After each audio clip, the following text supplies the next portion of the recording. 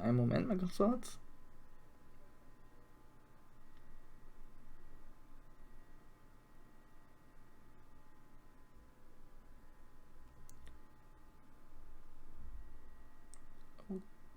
Okay. The Battle of Garadep. Yes, on the day you're referring to, the wife and I did have a bit of skirmish. Can't recall the reason now. Knocked the candlestick over and set fire to the carpet. Soon had it out, though, and got the window open. Meanwhile, I was picking up whatever I could find to throw at him. Plenty of knives around our place. Can't say I'd noticed if one or two went missing, I'm afraid. If that bally thing in the victim's back really was one of ours, you'll have a job proving it, I think.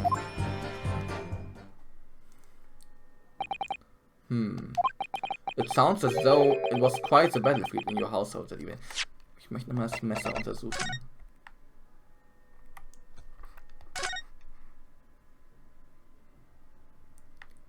Gucken, ist hier irgendwas eingraviert vielleicht? Irgendein G oder so? Leider nicht. Leider nicht, das wäre es hier noch gewesen. Oh Mann. Oh, look here, Mr. Naruto, just at the tip. A small piece of the blade appears to be missing. You're right, well spotted, Miss Susato. I wonder what could have happened to it. Yes. You don't think it could still be lodged in the victim, do you? Oh dear, I hope not. That sounds terribly painful. Okay. Aber kein identifizierbares Zeichen oder so. Schade. It sounds as though it was quite the battlefield in your household that evening. Although an entirely one-sided assault, it seems. The enemy caught us in the hops, sir. Had no choice but to dig in and take defensive measures. To be honest, if the enemy had kept shelling us for another minute, we'd have been toast. Of course, a veteran such as myself is only too aware that on every battlefield, you're just a gnat's whisker from death at any moment. Are we still talking about a martial quarrel here? Marital. Well, I must say I'm dubious that this testimony will shed any light on the origins of this jackknife. In combat, one's focus narrows such that surroundings are barely noticed. These witnesses may not be able to offer anything more than they have testified already. This may be a dead end. Van Zieks may well be right.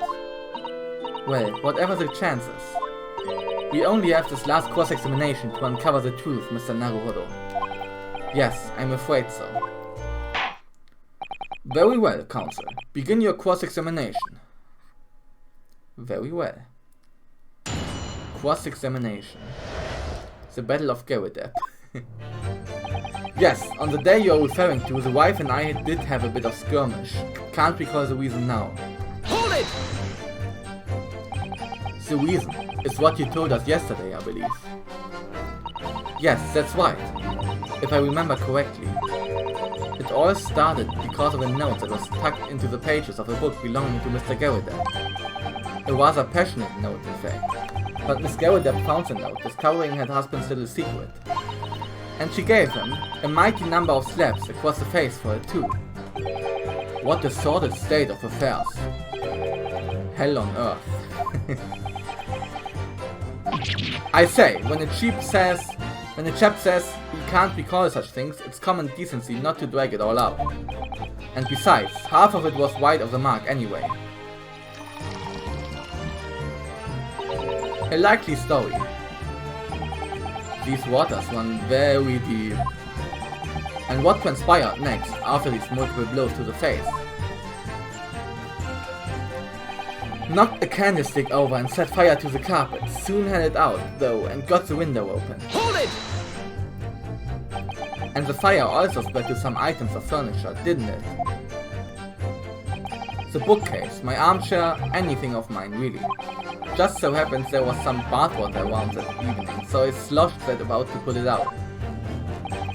A most precarious situation you put yourself in. Ich habe mich schon gerade vorhin kurzzeitig gefragt, wie Leute da überhaupt baden in London, weil wir haben ja kein Badezimmer und so gesehen, aber dann hatte er irgendein Badewasser auf jeden Fall. Also the 3-story townhouse on the west side of the street where the water main isn't connected yet. Have to draw water from a public water pump during the day if you need any, you see? The lodgers are always moaning that they can't get any water at night. Although that little mustached Japanese man buys water in bottles, I believe. The defendant, Mr. Natsume. Yes, he receives a stipend for his studies, you know, from his home country. Can you imagine being able to brew a pot of tea at all hours? He's obviously very well off. Have you actually seen the state of the man? I believe he uses all of his income to buy books. Well, anyway, the point is, I was able to douse the fire with water, unfortunately enough. Meanwhile, I was picking up whatever I could find to throw at him. Hold it! Even though the room was on fire. As far as I was concerned at the time, it was more important to extinguish my anger than the flames. When a woman wants to throw, she must throw. That is most certainly not true of a Susato town, Mr. Naruhodo. How did she know I was thinking that? Well, when a woman wants to throw, she must throw.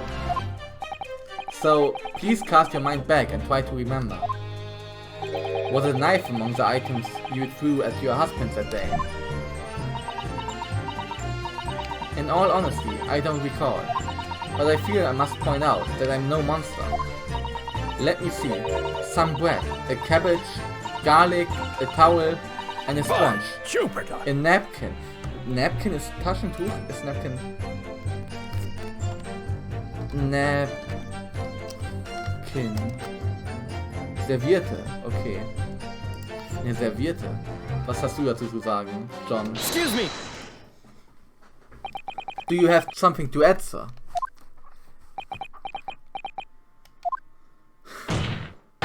Mr. Garidep.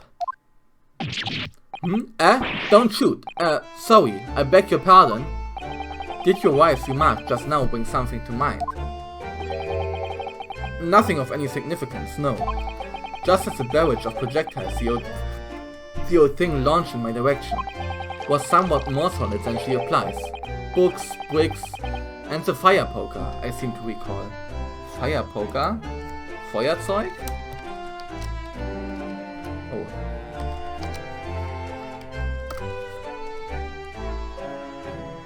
Fire poker finde ich nicht so, okay. Ouch. And the woman's aim is uncanny. She landed a direct hit with every Ah! Good grief, woman. We are not at home now. This is a court of law. Hat sie ihn das gerade in seine Pfeife eingeschüttet? Oh, dearie me. Ever so sorry, dear. What's she even doing with a teapot in here? Honestly, John, I would never have thrown such things at you, obviously. Well, take a look at this then. How do you suppose that happened, Your pipe, sir. Had the thing in my hand as usual at the time of the onslaught. Oh, there is some Band drum. Knocked it clean out with one of her soft projectiles she did. Yes. And when I went to pick the thing up, it was broken in two. I'd like to see a sponge to do that sort of damage. I see. Your pipe was broken. It would never have been sent flying unless it was hit by something pretty solid. Anyway, I've managed to bandage the thing up for now. Huh, you are one to exaggerate, aren't you, dear? I wonder what we should make of this account. Could be important. The defense believes Miss Garidep's remark just now to be of great significance. Objection! This war veteran's words only tell us one thing. Betray a fiery wife, and pipes, as well as hearts, may be broken. Sentimental wisdom, perhaps, but hardly worthy of adding to the formal testimony. Indeed, common sense, one might say. Might one? In that case, would you at least permit us to examine the pipe, sir? Well, I don't see why not. Okay. Oh, dearie me, there you go again, trying to ingratiate yourself with a young lady. Very well. The court will accept the gentleman's pipe as evidence. The pipe has been entered into the court record. Mr. Gary Depp's pipe. Apparently it fell to the floor during a domestic dispute he had with his wife and broke. I hope I didn't speak out of turn, Mr. Naruhodo. I was just feeling rather disappointed for you that your request was turned down. Yes, in Ordnung. Oh, guck mal hier. There's a small nick out of the bowl here. Look, it appears to have been made relatively recently. And see how there's little scrapes and dents over it. It's clearly a well-loved pipe. Yes, you're right. It seems to me recently that being well-loved goes hand in hand with getting some battle scars. This particular nick is catching my eye though, because it's clearly new. Okay. It looks to be in a sorry state with that bandage around it, doesn't it? But for some reason, it feels slightly ominous to me, like it's trying to shout out a warning. Probably because it's the same blue as Mr. Garrett Depp's dressing gown. I suppose it must have considerable sentimental value to Mr. Garrett Depp, given that he's gone to the trouble of repairing it like this. Either that, or you can't afford to replace it. So, was ist denn das hier? Das haben wir ja untersucht, ne? Oh, was ist das? Oh, something just twinkled inside the chamber of the pipe here.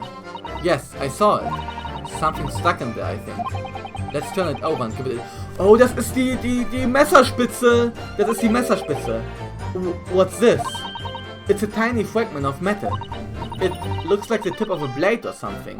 Okay, jetzt haben wir sie überführt. The tip of a blade. Surely it couldn't be. The fragment of metal has been entered into the court record. This small piece of metal looks like it might be the tip of a knife blade. It was stuck inside the bowl of Mr. Gary Depp's pipe. Okay.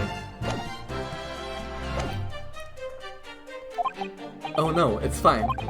Thanks to the Sato-san, we have some new evidence to work with. We should examine it carefully.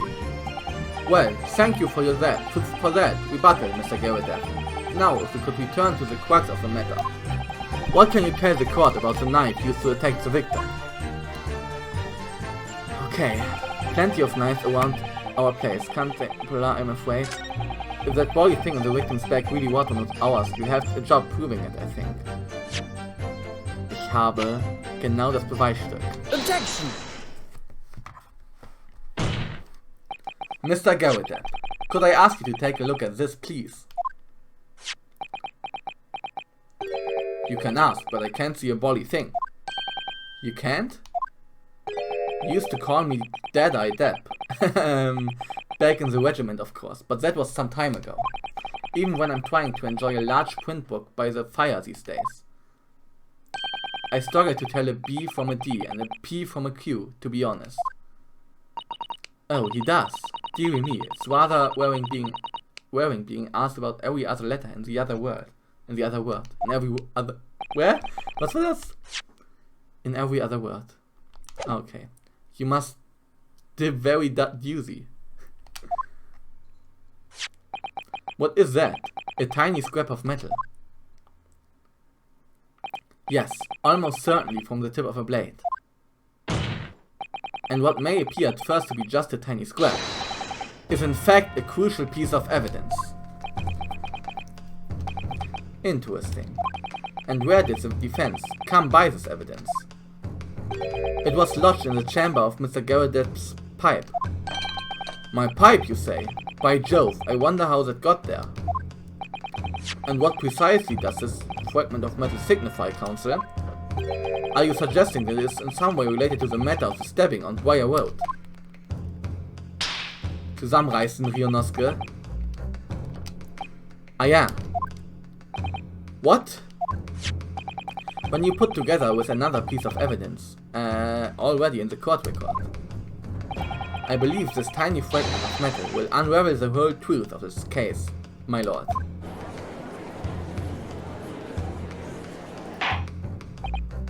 You appear rather confident in that extraordinary statement, Counselor. Very well then, present the pertinent evidence to the court. What evidence, when paired with this fragment of metal, allegedly reveals the truth of this entire case? Das Messer. Take that! This is a knife that was found in the victim's bag. If you look closely, you will see that there is a small piece at the tip of the blade that is missing. A common issue with the inferior blades sold at unsavory street markets. Criminals who use them regularly leave the tips lodged in their victim's bones. And what of this particular knife? No doubt its tip has suffered a similar fate, now languishing somewhere near the spine of the victim. Objection! No, that's not the case. The tip of this particular knife's blade is a very fragment of metal we discovered in the chamber of Mr. Garrideb's pipe. Ah!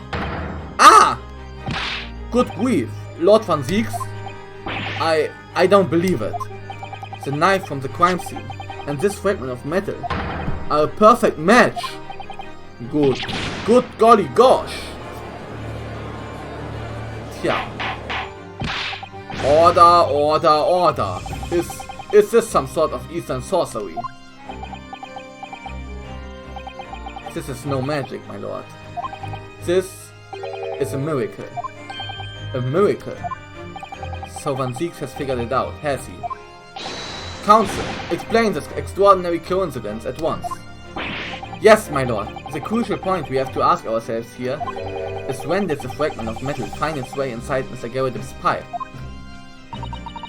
Something that was clarified for us in the most recent witness testimony. Had the thing in my hand as usual at the time of the onslaught. Knocked it clean out with one of her soft projectiles she did, yes. It would never have been sent flying unless it was hit by something pretty solid. Oh, dearie me. During the argument between these two that occurred just as the victim was on the pavement below, Mrs. Garrideb flung this knife at her husband.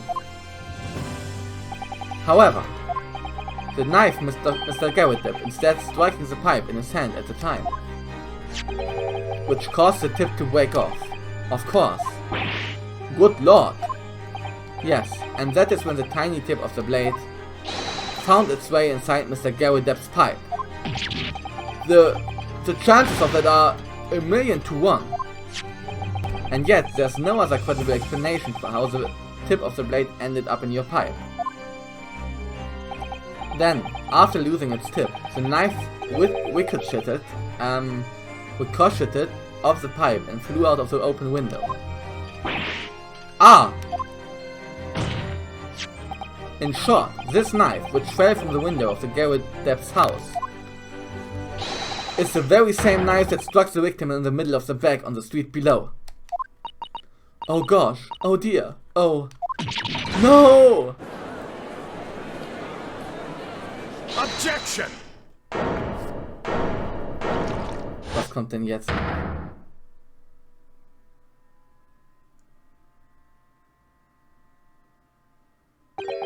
A full-bodied theory, I'll give you that.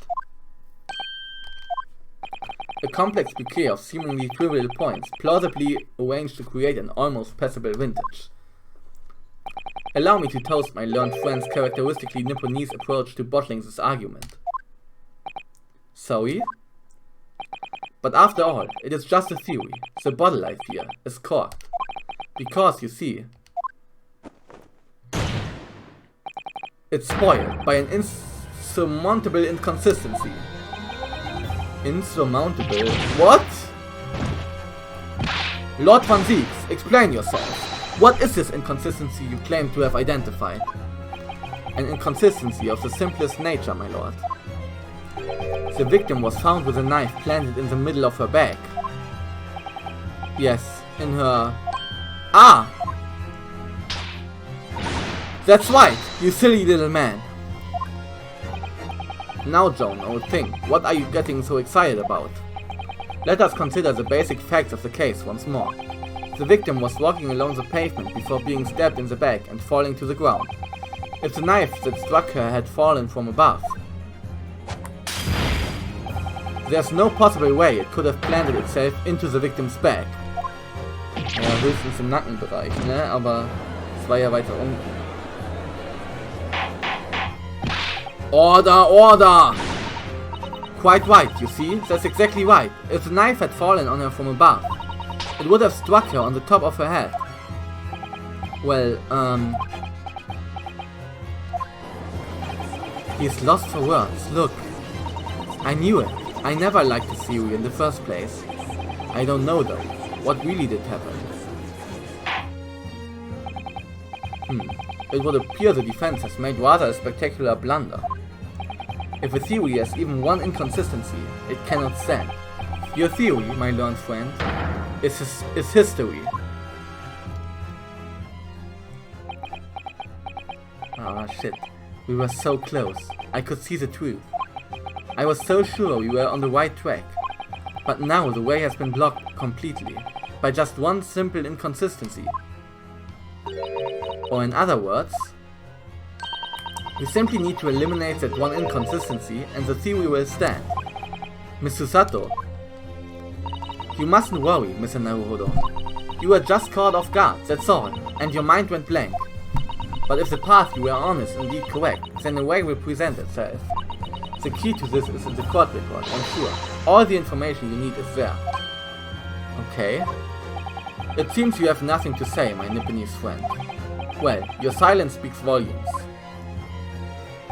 It takes acceptance that your theory is fatally flawed. Objection! Aber was im Court Record? This inconsistency doesn't mean I was on the wrong track. It means that I need to sharpen my mind and dig deeper for the truth. It's a test. Yes. If the knife fell on the victim from above, there's no way that it could have hit her in the middle of her back. Under normal circumstances, that is. What are you implying? Counsel. There's a piece of evidence in the court record that can explain this inconsistency. That can explain how the knife that fell from above have pierced the victim's back. We already have the answer. Goodness. Utter madness. Surely this must be the last time. Counsel, present the evidence of which you speak. Okay, ich habe keine Ahnung, aber wir gehen das durch. This is the last inconsistency, the final piece in the puzzle. If I can successfully make sense of this, the truth will be laid bare at last. The evidence that explains how the falling knife became lodged in the victim's back is speichern. Yes. The evidence that explains how the falling knife became lodged in the victim's back is open map, second handbook.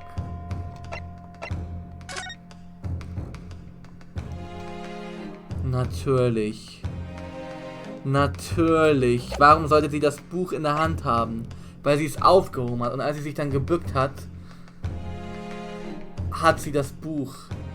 Natürlich. Natürlich, wie das gerade, dieser Moment der Realisation gerade, wow. Das war Big Brain Moment. Oha, okay. Take that! This, the fourth book found at the scene. This is the final piece of evidence the defense will present. Oh yeah, let's go! The burnt book. Is that not Mr. Gary Depp's book? Yes, and to understand its significance, we have to consider how it came to be at the scene in the first place. This photographic print clearly shows the book in question, and the victim holding it in hand. Oh, Gänsehaut gerade. But as we all know now, it was the police constable that put the book between her fingers like that. Quite so, as part of his wholesale transplanting of the crime scene to the opposite side of the road. That's true. However, as part of his testimony, Constable Beate made an extremely enlightening statement on that point. But what made you place that book in the victim's hand? Oh, well, sir, that's because that's how I found it. When we first went over to the scene, the victim was already holding the book. So, when I moved everything, I made sure it was still in her hand. In other words, the victim had already picked the book up of her own volition. And clearly, that must have been before she suffered the knife wound. Well, I should say so. After being attacked with a knife, I don't imagine she'd have been doing much of anything. So, the question becomes, why did the victim have that book in her hand? By Jingo! I think I'm beginning to see what may have happened now. Oh, dearie me. We know that the book fell from the top floor of the Garrett household onto the pavement below, at precisely the moment that the victim was walking past.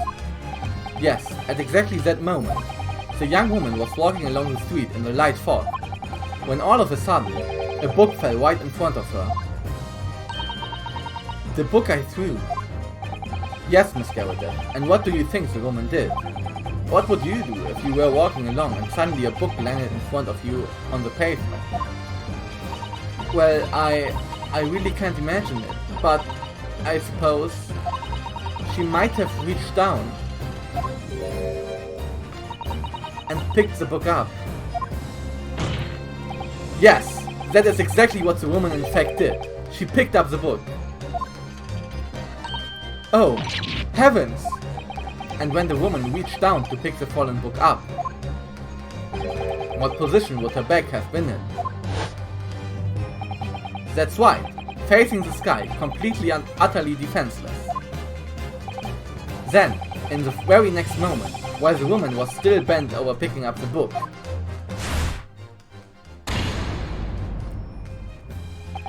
the next object fell from the room above, the jackknife, straight into the middle of her bag.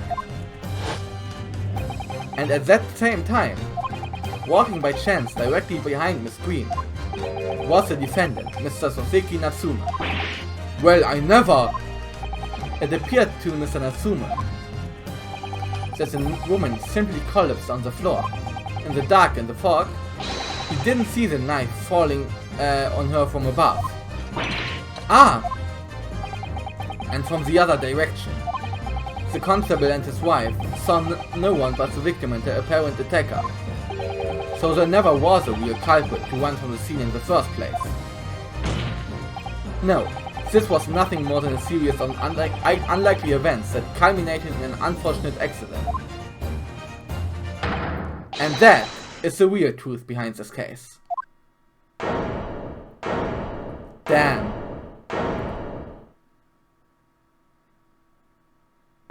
Well, Mr. and Mrs. Garrett?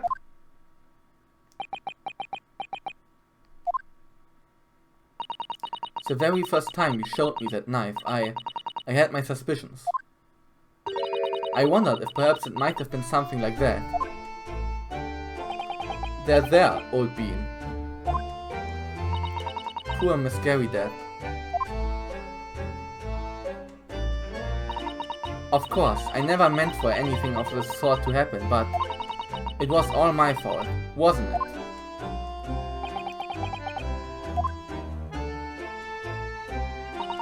I take full responsibility. I let my anger get the better of me. I threw that book. And I threw the knife as well.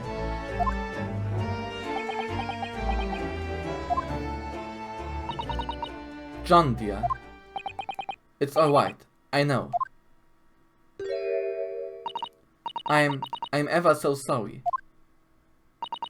Truly. I'm sorry!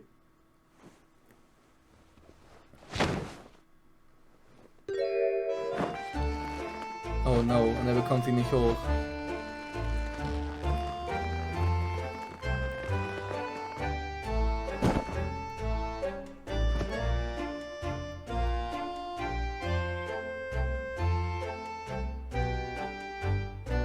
Naja, ich bin mir sicher, sie wird dafür nicht mit der Todesstrafe bestraft. Lord van Zieks, what news of Mrs. Garrett? She's been taken to the infirmary. It would appear that today's events had left her in an especially flustered state. However, I believe she will recover in due course.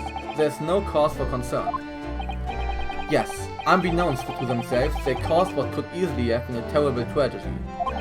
They shall have to prepare themselves for the consequences of their actions. There's some good news, however, my lord. I have just had word from the hospital where the victim is being treated. Her condition is improving steadily, and the doctor believes she will regain consciousness soon. Das ist dann tatsächlich der erste Fall in Ace Attorney, wo es kein Mord war. Ansonsten hatten wir immer Mord, auch in dem Fall, wo es um Diebstahl ging mit Mask to Mask in Trials and Tribulations, war es letztendlich Mord. Und hier scheinbar nicht, okay. It's strange. We've been talking about the victim all this time, but we've never once met her. How wonderful. The woman is out of danger, it seems. Yes, that is good news. So, Mr. Soseki Natsume.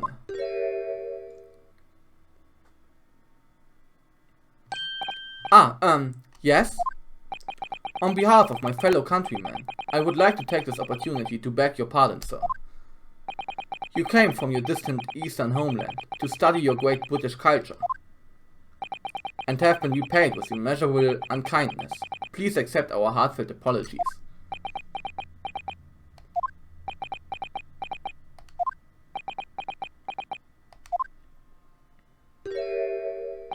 No, it is me who should be begging your pardon. Oh no, Mr. Natsume. That evening, when the young woman just collapsed on the pavement before my eyes, I jumped to the wrong conclusion again in my confusion. What conclusion, sir? I was sure that the woman was dead. Yes, Constable Beate said the same thing, didn't he? Constable Beat. He thought she had been killed too. I suppose she must have looked completely lifeless.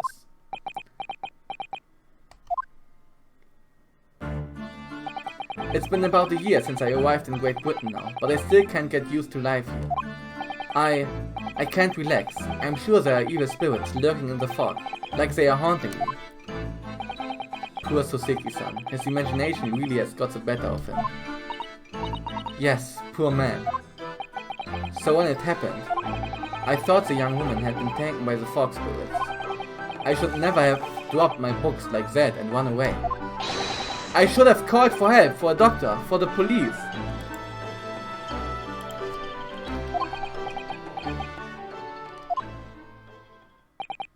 Instead, I've managed to create a rift in the relationship of trust between our two empires.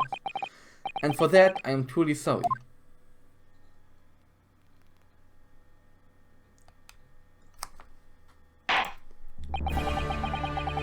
One could indeed say that some sort of mischievous spirit has been at work here, I think. One that created a chain of unfortunate mishaps. We were befooled by the spirit and led to false conclusions. But thanks to Lord Van Zieks and our young lawyer here from the east, the chain has now been broken and the spirit exorcised.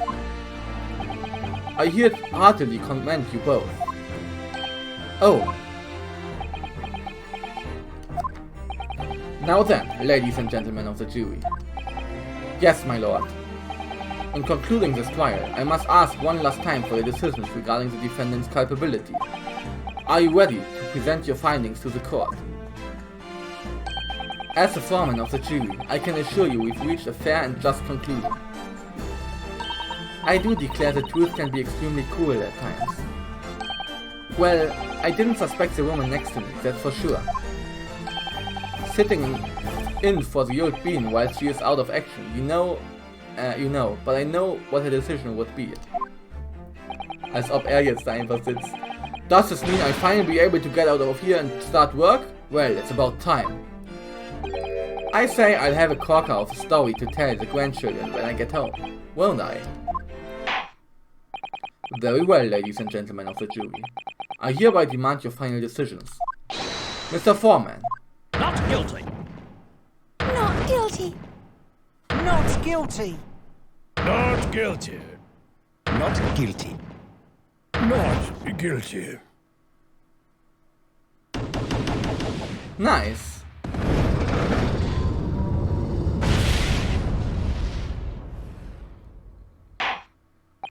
Very well, Mr. Soseki Natsume. I hereby pronounce you not guilty. Witzig, dass die Prosecution dann gar keine Examination mehr machen darf. Yeah, Feuerwerk.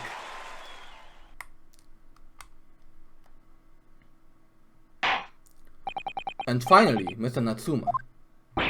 Oh, yes, Lord Sir. You are now a free man once more. It is my hope that you will continue to further your education in British culture. And may you never again be brought before me. Oh yes, sir, of course. On my life, I swear I'll never set foot in a courtroom again. I am transported to tears.